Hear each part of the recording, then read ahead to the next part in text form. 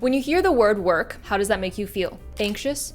Tired before you've even started doing anything? Work isn't appealing for most people, and I'm no different. At Caltech, I complained with my engineering classmates and I wondered, if I slack off, how bad would it really be? You might associate working with more pain, more struggle, less happiness. Thus, it's hard to outwork other people because you're literally putting yourself through more pain while other people are chilling at home watching Netflix. However, there's a key that makes it easy and enjoyable to outwork your peers. And that today is what I'm gonna share with you. Yay! Hey team, it's Amy. To become valedictorian and to get into a top 10 university, I did things like extra math outside of school, led multiple clubs, and played varsity sports. You could say that I was outworking a lot of people, right? You might think I had to be miserable, right? To this day, when I work more than other people, like right now when I'm working way more hours than a typical 9-to-5 job, I can say that I've always been content. And no, I've actually never burned out. Knock on wood. But I think that what I'm gonna share with you in this video is the key that helps me be able to do this sustainably. On the plane, while flying to my sister's graduation, she also graduated from Caltech. Ooh, go Orange Beavers. I listened to this amazing TED Talk. It was There's More to Life Than Being Happy by Emily Smith. She explained that when people think all there is to life is to be happy and they chase happiness, people actually end up being way more depressed. As famous author George Orwell says, men can only be happy when they do not assume that the object of life is happiness. Like, think about the United States as a first world country. Our lives are actually really good if you think about it, and you can watch this video on your phone or your laptop. You probably have hot running water. You probably have so many things that you take for granted, but that make your life comfortable and nice. However, why are the depression rates so high? Why do kids have such bad mental health these days? Emily Smith explains that the solution is not to chase happiness, but is to find meaning in life. If you're working and studying and you go about life on autopilot, believing that you need to take more breaks to make yourself happier, you need more self-care to make yourself feel better, then you're more likely to feel the sense of despair, like asking yourself, is this all there is? That's why that ironically, to live a better, happier life, we have to reframe our mindset into making the things we do meaningful, not happier. Now you might be thinking, Amy, why do you keep telling me just to think differently? That's not helpful. I want actionable steps. See, that's the issue with a lot of the content on YouTube nowadays. It's all things like wake up at 6 a.m., eat healthy foods, like you've heard it all before. But what you're missing is the mindset part of yin yang. Action and mindset go together in a self-perpetuating cycle where most of the time we struggle with doing the right actions because we don't have the right mindset. So the key is to reframe in your mind each of the things you're doing as whether they're giving you meaning. But what is meaning in life? Emily Smith shares that according to a renowned psychologist, meaning comes from belonging and serving something beyond yourself and from developing the best within you. After I heard this, my mind was blown. Because I finally understood why I could work so hard. Is because I felt enjoyment and fulfillment in improving my human capital by developing myself and helping others, making myself someone who is also greater able to help others in the future. Work has a negative connotation, but waking up and having something to strive for, something you need to pursue, brings joy. That's why several of my friends told me that their uber rich friends are depressed. They can sit around playing video games and scrolling on their phones and buying as many Louis Vuitton bags as they want, but they don't feel like there's a meaning to their lives. Now that we know the key is reframing, let's reframe 5 common things. Number 1, work itself. Think about work not as something you're forced to do or something that might get you a result, but think of it as you moving toward something you already know you can achieve. My friend Taiki told me just yesterday that he feels anything in the world, he can achieve it if he wants to. And that's exactly the attitude you need. Believe that whatever you're pursuing, that is already part of your destiny. And all you have to do is continue putting in the actions to get there. So believe in the potential that you were already born with and understand that everything in your life that's happened to you, all of your knowledge, experiences, relationships are there for a reason to get you somewhere you're meant to be. Here's how I use reframing to become valedictorian. I believe that it was already in the cards for me to rank number 1 as long as I put in the work. If it's so definite that I will get the result I want, then why wouldn't I do those steps? All I'm doing is making my ideal future happen. Number 2. Watching TV. There's absolutely nothing wrong with watching TV. I watched Legend of Korra literally today while I was eating lunch. But many people after work and school will spend all of the rest of their waking hours in front of the TV, on YouTube, flipping through Netflix. Life is beautiful because of our experiences and memories. So we need to reframe watching TV as not giving yourself new memories. In 5 years, you will not remember the drama that happened on Grey's Anatomy. So pick me, choose me, love me. Or the 12 seasons of Gossip Girl.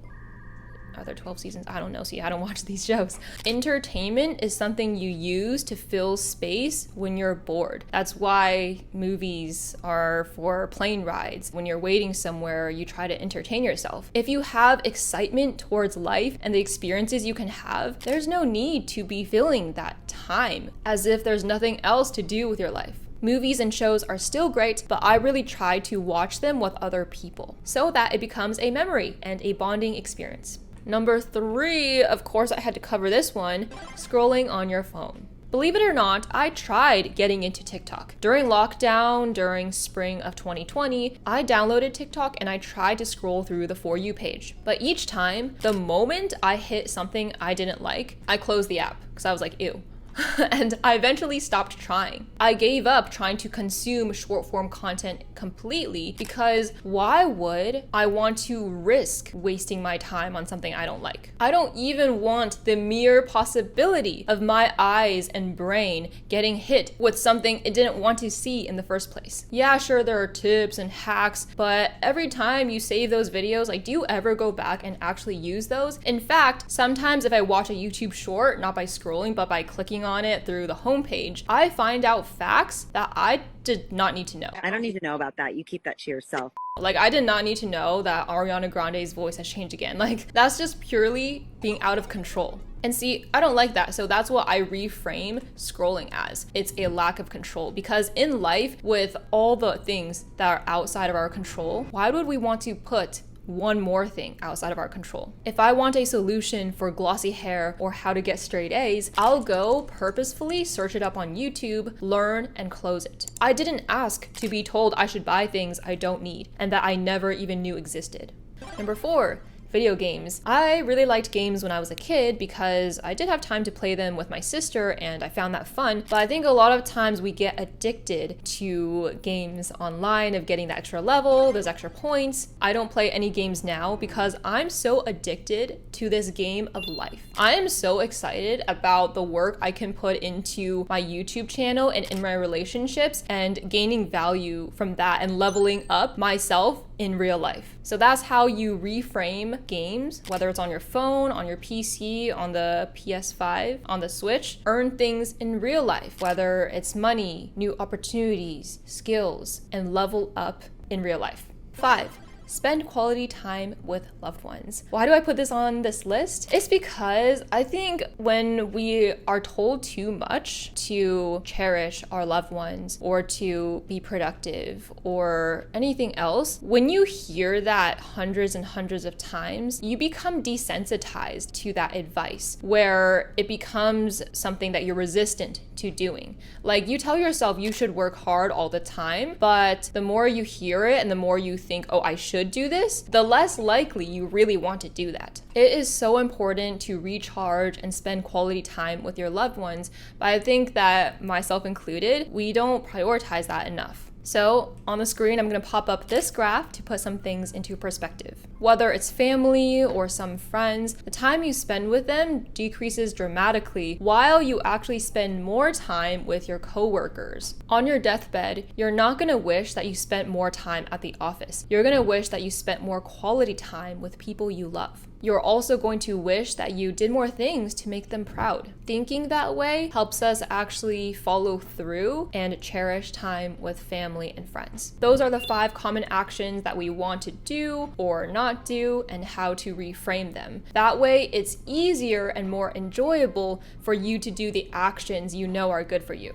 The last one is really important indirectly because when you recharge and you get energized by interactions with other human beings, that makes you more excited to work on something that goes beyond yourself. And it makes you more excited to belong to a certain group. And finally, it makes you want to continue developing yourself. All of these contributing to finding meaning in life. As Albert Einstein says, I heard he's pretty smart, so we better listen to him. Strive not to be a success, but rather to be of value. I truly believe that now more than ever, to live happier, better lives, we need to have the right mindset first. So if you want to learn more about yin yang, you can check out this video where I talk about the concept and how I got through a disability that I had. Please, please, please, please, please, please, don't break my heart. Okay, that's the Sabrina Carpenter song. But please, please, please let me know your thoughts and your experience with trying to work harder and how to find meaning in your life. I would love our comment section to be like a Reddit thread where we read each other's experiences and have conversations because that all helps us grow together in our A-team. Thanks, until next time. This is update number 2 of my applications. Throughout this weekend, actually it's Monday. Throughout the past 3 days, I have been using what's called Applicant Lab, and it's a platform that helps me go through all of the different steps and gives advice about how to apply to this program. I'm really, practicing what I preach. We should definitely be willing to spend money on resources when we spend money on clothes and eating out all the time. So this has been extremely helpful because I had to use a consultant when I was in high school, and I think that's definitely one of the things that would have dramatically changed my results. One of the things to do as soon as possible that I did and I recommend for applying to anything is to sign up for any mailing lists or communications about events. I've been watching videos with advice about what the admissions committee is looking for, what the admissions committee's background is, and what their goal is of admitting certain applicants. For many cases like this program, it's about the branding of the school. So they want to admit people where they can be famous and super successful in the future and also donate back to the school.